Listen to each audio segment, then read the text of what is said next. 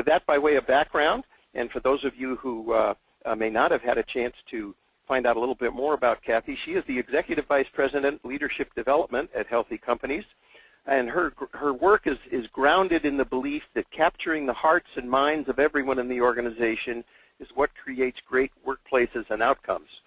And I think any of us who have been around the business world for any length of time could probably relate very strongly to that. Throughout her career, she's worked closely with CEOs and executive teams, effectively linking talent strategies and leadership development initiatives with their key business objectives. Her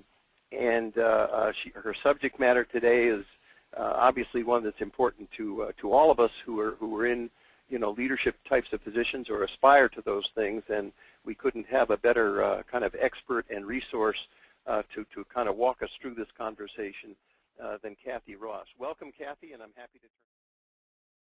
I never ever intended to take, and this is why we think that the research that we've done and the model that we're proposing is so timely and so important.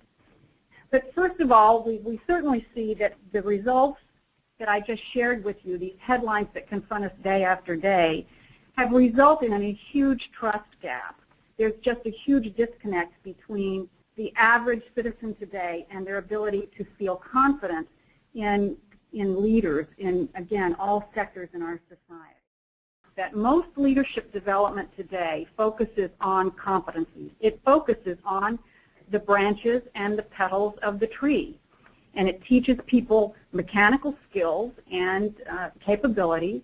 But if you haven't nourished and continued to refresh the roots, the foundations of who you are and how you make decisions when the pressure is on, then the leadership skills that are being taught are not sustainable. We believe that the core of great leadership is really judgment, courage, and a deep commitment to those around us and the world at large. And so that's really kind of an introduction to our model, which I want to walk through here. So who you are drives what you do.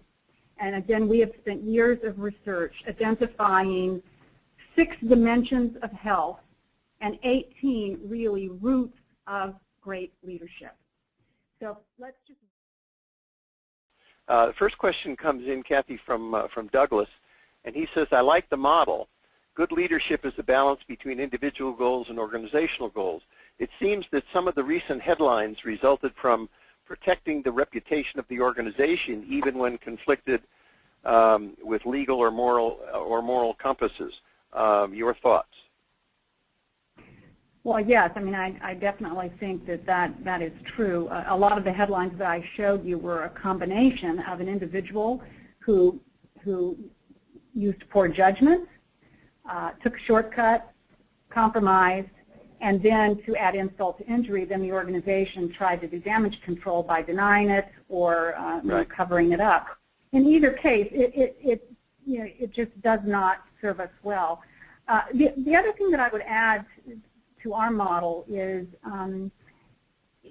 the whole notion of being vulnerable, of being able to make a mistake, own up to a mistake, rectify it, and move on is just huge. It is a huge gap in leaders today. We don't learn to do it very well, and we find that in our assessment is one of the problem areas for many leaders. We do not like being vulnerable in front of others, which means when we make a mistake, we are slow to acknowledge it and to rectify it. And in almost every case, what that does, well, it actually has 2 outcomes. One is if you don't own up to a mistake and you get away with it, back to my earlier comment, I think that is a slippery slope where people begin to take shortcuts and make compromises because they can get away with with them in the short term. So that's one path, is you suddenly find yourself exercising poor judgment and getting away with it, or you have to move into a denial phase, and you don't learn, and then you don't learn from it. There's a lot of research about the power of forgiveness, and a lot of examples, a lot of political articles have been written about the fact that politicians, when they make a mistake and own up to it quickly, are actually forgiven fairly broadly. It's the people who can't acknowledge the mistake they made and ask for forgiveness.